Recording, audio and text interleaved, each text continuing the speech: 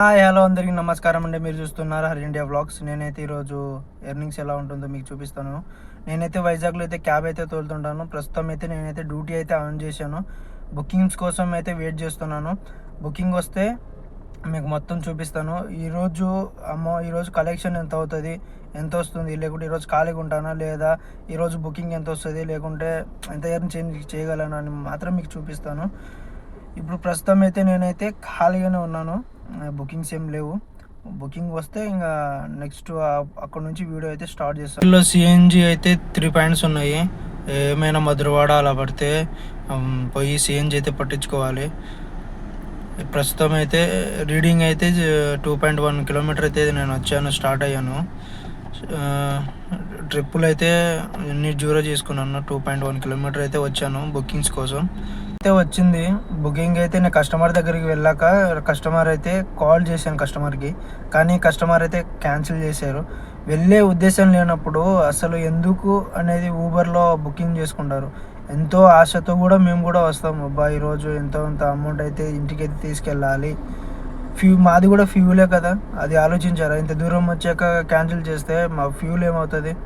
ఎంతో కొంత ఫ్యూల్ లాసే కదా ఈరోజు. అది ఆలోచించుకోకుండా వెళ్ళే ఉద్దేశం లేనప్పుడు అసలు బుకింగే చేయకూడదు. మీ పనులన్నీ చూసుకున్న తర్వాత బుకింగ్ చేసుకోవాలి. కానీ పనులు అవ్వకముందే బుకింగ్ చేసుకొని మమ్మల్ని వెయిటింగ్లో పెట్టి చాలా 10 నిమిషాలు, హాఫ్ అన్ అవర్, ఒక్కొక్కసారి హాఫ్ అన్ అవర్ కూడా వెయిట్ చేపిస్తారు కస్టమర్స్. బుకింగ్ క్యాన్సిల్ చేస్తే మాత్రం ఊబర్ వాడు మాత్రం అవన్నీ ఆలోచించాడు. మీరే క్యాన్సిల్ చేశారు కదా, అందుకే మీ అకౌంట్ బ్లాక్ లిస్ట్లో పెట్టాం మేము, మీరు ఎక్కువ రైడ్స్ అయితే క్యాన్సిల్ చేస్తున్నారు. కస్టమర్ వెయిట్ చేపిస్తే అక్కడ నుంచి కస్టమర్ రెస్పాండ్ అవ్వకపోతే ఇంకేం చేయమంటారు చెప్పండి? కస్టమర్ రెస్పాండ్ అవుతేనే తొందరగా, అంటే 5 మినిట్స్ అయితే వెయిట్ చేస్తాం. 10 మినిట్స్ 20 మినిట్స్ అంటే చాలా కష్టం కదా. వెళ్ళే ఉద్దేశం లేనప్పుడు అసలు మీ పనులన్నీ చూసుకున్న తర్వాత క్యాబ్ అయితే బుక్ చేసుకోండి. అప్పుడు మాకు కూడా మంచిగానే ఉంటుంది. వచ్చిన తర్వాత వెయిట్ చేసి చాలాసేపు టైం వేస్ట్. మాకు కూడా అంటే వేరే బుకింగ్ అయినా పడ్డప్పుడు వేరే బుకింగ్ అయినా వెళ్ళిపోతాం కదా. మీకోసం వెయిట్ చేయాలి అని ఎంతసేపు అంటే అమౌంట్ కూడా ఎక్కువ ఇస్తారంటే ఎక్కువ కూడా రావు. మళ్ళీ 20 రూపీస్ ఎక్స్ట్రా. హాఫ్ అన్ అవర్కి 20 రూపీస్ అంటే ఏంటంటే అదే హాఫ్ అన్ అవర్లో వేరే బుకింగ్ వస్తే హాఫ్ అన్ అవర్లో డ్రాప్ చేస్తాం. 200 అయితే వస్తుంది మాకు. లేనప్పుడు బుక్ చేసుకోకూడదు. మీ అన్ని పనులు అయిపోయిన తర్వాత క్యాబ్ బుక్ చేయండి. మాకు కూడా బాగానే ఉంటుంది. మళ్ళీ కస్టమర్ దగ్గరికి వెళ్ళినాక క్యాన్సిల్ చేస్తారు. అది మా దృష్టిలో కూడా పెట్టుకోండి. కొద్దిగా మాది కూడా ఫ్యూలే. మేము కూడా అమౌంట్ పెట్టి ఫ్యూల్ కొట్టించుకోవాలి. ఎంత బాధ అవుతుంది కస్టమర్ దగ్గరికి వెళ్ళి క్యాన్సిల్ చేస్తే. అది మేము మీ దగ్గరకు వచ్చి మీరు ఎక్కిన తర్వాత క్యాన్సిల్ చేసి మీరు దింపేట ఎంత బాగుంటుంది, ఎంత మీకు ఎలా ఉంటుందో మాకు కూడా సేమ్ అలానే ఫీలింగ్ ఉంటుంది. ఇదొకటే ఊబర్ రోడ్ అయితే ఇదొకటే నచ్చట్లేదు నాకు. చాలా ఉన్నాయి నచ్చకపోవడానికి కారణాలు, కానీ తప్పదు. ఈ ఫీల్డ్లో దిగాం కదా, ఈ పని తప్ప మనకేం రావు. దీని మీదనే ఆధారపడి ఉంటున్నాం కాబట్టి ఇంకా వేరేది ఏం చేయలేము. ఇదే పని మాకు, ఇదే పని, వేరే పని ఏముంటూ రాదు. ఇంకా వెహికల్ తీసుకున్నాం, తప్పదు, ఇంకా చేసుకోవాలి. కస్టమర్ని అయితే డ్రాప్ చేశాను ఎంబీపీ కాలనీ నుంచి రామ్నగర్కి అయితే. ఇప్పుడే నాకైతే వచ్చింది 156 రూపీస్. ఆన్లైన్ పేమెంట్ అయితే అయిపోయింది. ఇంకా ఫస్ట్ అమౌంట్ ఆన్లైన్ పేమెంట్ అయిపోతే బాధ అనిపిస్తుంది. కాస్త అమౌంట్ చేతిలోకి వస్తే కొద్దిగా హ్యాపీగా అనిపిస్తుంది. సర్లే, వెయిటింగ్. ఆన్లైన్లో మనకు పాస్ తీసుకోవాలి కదా, పాస్కి అయితే అమౌంట్ లేదు. ఎటు వ్యాలెట్లో అయితే పాస్కి అమౌంట్ చేసేస్తే ఆటోమేటిక్గా కట్ అయిపోతుంది. లేకుంటే మన చేతి నుంచి కట్టుకోవాల్సి వస్తుంది. మనకు చేతిలోంచి కట్టాలంటే కొద్దిగా బాధ అనిపిస్తుంది. ఆన్లైన్ పేమెంట్స్ వస్తే ఇంకొక 2 ఆన్లైన్ పేమెంట్స్ వస్తే అయితే ఇస్తే నాకు ఆన్లైన్లో అయితే అయిపోతాయి పేమెంట్స్. అటు ఊబర్ పాస్ కూడా ఆటోమేటిక్ అయితే అమౌంట్ అయితే కట్ అయిపోతుంది. ఊబర్లో అయితే రెంటల్ అయితే వచ్చింది. మామూలుగా 6 అవర్స్ రెంటల్ అమౌంట్ ఎంత అంటే 1700 అయితే వచ్చింది. 1700 అమౌంట్కి మనం 60 కిలోమీటర్స్ తిరగచ్చు. ఈ 60 కిలోమీటర్స్ కంటే ఎక్కువ తిరిగితే మనకైతే 12 రూపీస్ అయితే యాడ్ అవుతుంది కేఎంకి. అదేం బెనిఫిట్ బాగానే ఉంటుంది. కస్టమర్ ఎక్కడికి వెళ్ళాలని లొకేషన్ మనకు పెడితే మనం అక్కడికి అయితే వెళ్ళిపోవచ్చు.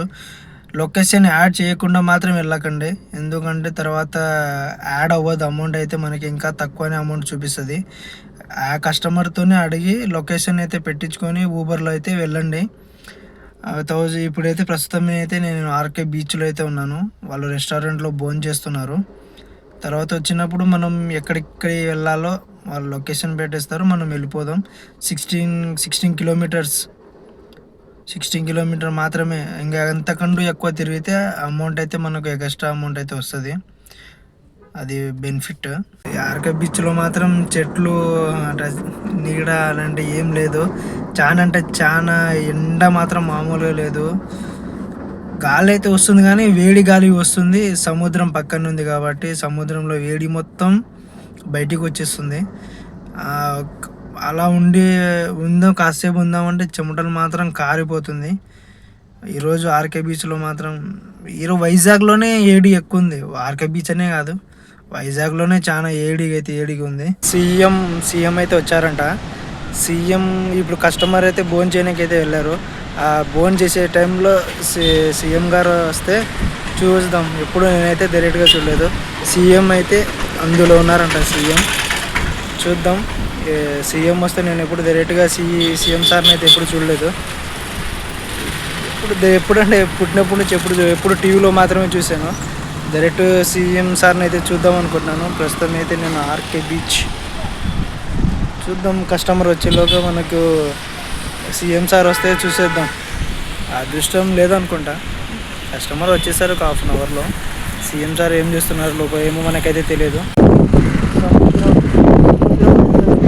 చూస్తూనే ఉండాలనిపిస్తుంది. సముద్రం అంటే కూల్గా ఉంటుంది. సముద్రం దగ్గర ఈడి అలా ప్రశాంతంగా కూర్చొని ప్రశాంతంగా బీచ్ అలా అంటే నాకు అనిపిస్తుంది. చాలాసేపు అలానే కూర్చొని చాలా కూల్గా ప్రశాంతంగా ఉంటుంది. సౌండ్ చెప్తుంటే ఎక్కడ కూల్గా అంటే సౌండ్స్ లేకుండా ప్రశాంతంగా కూర్చొని బీచ్ దగ్గర అలా చూస్తూ అలా గాలి తగులుతుంటే చాలా బాగుంటుంది. చూడాలనుకుంటాం కానీ సముద్రం అయితే కూల్గానే ఉంది. 2 అవర్స్ ఆర్కే బీచ్లోనే వెయిట్ చేశాను. కస్టమర్ వచ్చి తర్వాత రూట్ అయితే పెట్టారు. రూట్ పెట్టిన తర్వాత మనమైతే సీతమ్మధారలో అయితే ఉన్నాం ఇప్పుడు ప్రస్తుతం. కస్టమర్ అయితే ఏదో వర్క్ ఉందని చెప్పారు. సర్లే అని చెప్పా. ప్రస్తుతం అయితే 3 అవర్స్ అయితే కంప్లీట్ మొత్తం. ఇంకా 3 అవర్స్ ఉంది. 1700కి మాత్రం ఇంకా 3 అవర్స్ అయితే ఉంది. మనం తిరిగిన కేఎమ్స్ మాత్రం 10 కిలోమీటర్స్ మాత్రమే. ఈ రెంటలు మనకు వర్తా కాదా, ఇంకా ఎంత తిరుగుతాం కేఎమ్స్, లేకుండా మనకెంత మిగులుతుంది, ఫ్యూల్ ఎంత పోతుంది మనకైతే ఇప్పుడు కస్టమర్ని డ్రాప్ చేసిన తర్వాత తెలుస్తుంది. లాస్ట్కి అయితే కాల్ చేసి ఇన్ఫర్మేషన్ అయితే చెప్పారు. ఒక హాఫ్ అన్ అవర్ 1 అవర్ అయితే అవుతుందంట. ఇక్కడ నుంచి మళ్ళీ డైరెక్ట్ ఎయిర్పోర్ట్కి అయితే డ్రాప్ అని చెప్పారు. ఈ కేఎమ్స్ ఎంత తిరిగిందో ఏం కథనో మీకు లాస్ట్కు కస్టమర్కి డ్రాప్ చేసిన తర్వాత మనకు రెంటల్ ఎంత మిగిలింది, కేఎమ్స్ ఎంత తిరిగాయని మీకు చెప్తాను. సీతమ్మ దారి నుంచి అయితే ఎయిర్పోర్ట్కి అయితే డ్రాప్ చేశాను. నాకు వచ్చింది అమౌంట్ అయితే క్యాష్ అయితే 1340 రూపీస్ అయితే వచ్చింది. ప్రమోషన్ అంట. ఊబర్ అయితే మన వ్యాలెట్లో అయితే వేసిచ్చాడు 400. టోటల్ అమౌంట్ వచ్చేసి 1700 అయితే వచ్చింది. వర్త్ అనిపించింది. కిలోమీటర్స్ తిరిగింది మాత్రం 25 కిలోమీటర్స్ మాత్రమే తిరిగాను. గుడ్ అనిపించింది. నాకైతే ఈ రెంటల్ అయితే గుడ్ అనిపించింది. బాగానే అనిపించింది నాకైతే. ఇప్పుడు నేనైతే ఎయిర్పోర్ట్లో ఉన్నాను కదా. నా క్యూ వచ్చేసి 95 అయితే ఉంది. దాదాపుగా 2 అవర్స్ అయితే వెయిట్ చేయాలి ఎయిర్పోర్ట్లో. అప్పుడే మనకు బుకింగ్ అయితే వస్తుంది. అప్పటి వరకు మనం ఖాళీగానే కూర్చోవాలి. ఈరోజు రెంటల్ ఇలా ఉంది. ఇంకా ఎయిర్పోర్ట్లో అయితే ఉన్నాను కదా. లాస్ట్కు మనకి అంటే ఈ వీడియో ఎండింగ్ మన ఇంటికి వెళ్ళిపోయే వరకు మనకి ఎంత అమౌంట్ వచ్చింది మొత్తం చూపిస్తాను మీకు. మల్లికాపురం అయితే ఇప్పుడు వచ్చి కస్టమర్ని అయితే డ్రాప్ చేశాను. నాకు వచ్చింది మాత్రం 500. అందులో టోల్ కూడా ఉంటుంది. నాకైతే వచ్చింది మాత్రం పూర్తిగా అమౌంట్ అయితే 420 రూపీస్. 80 రూపీస్ అయితే ట్యాక్స్ అయితే కట్ చేసుకున్నాడు ఊబరోడు. ఇప్పుడు ఇక్కడ నుంచి నాకైతే ఎంబీపీ కాలనీ అయితే రిటర్న్ అయితే పడాలి. అప్పుడే నేను ఇంటికి వెళ్ళగలను. లేకుంటే ఇక్కడే కూర్చోవాలి. ఇంకా వెయిట్ చేయాల్సిందే. బుకింగ్ కావాలంటే వెయిట్ చేయాలా, లేకపోతే ఎవరిస్తారో ఎవరు. మల్లికాపురం నుంచి రామ్నగర్కి అయితే డ్రాప్ అయితే వచ్చింది. కస్టమర్ని అయితే డ్రాప్ చేసిన, ఆల్మోస్ట్ డ్రాప్ చేసిన తర్వాత నాకైతే ఎయిర్పోర్ట్కి అయితే బుకింగ్ వచ్చింది. ఇప్పుడు నేనైతే కస్టమర్ దగ్గరికి వచ్చా. నేను వచ్చి 2 టైమ్స్ అయితే కాల్ చేశా. కస్టమర్ అయితే ఎటువంటి రెస్పాండ్ అయితే లేదు.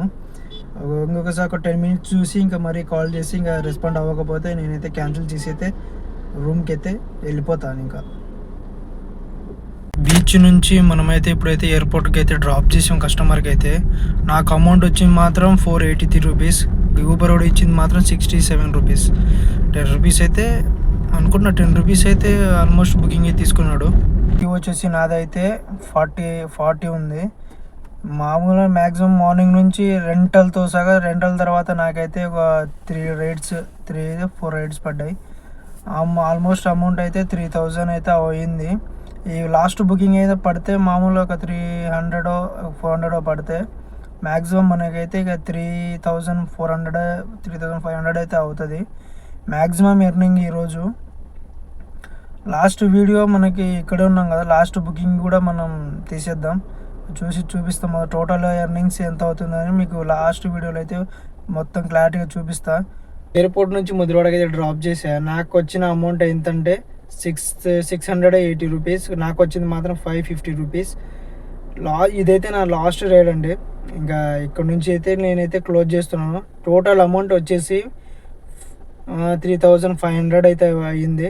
ఈరోజు కలెక్షన్ మాత్రం బాగానే వచ్చింది. నేను వర్క్ చేసింది అయితే మాత్రం 12 అవర్స్. మ్యాక్సిమం టైం ఎంత అవుతుందంటే 11-10 అవుతుంది.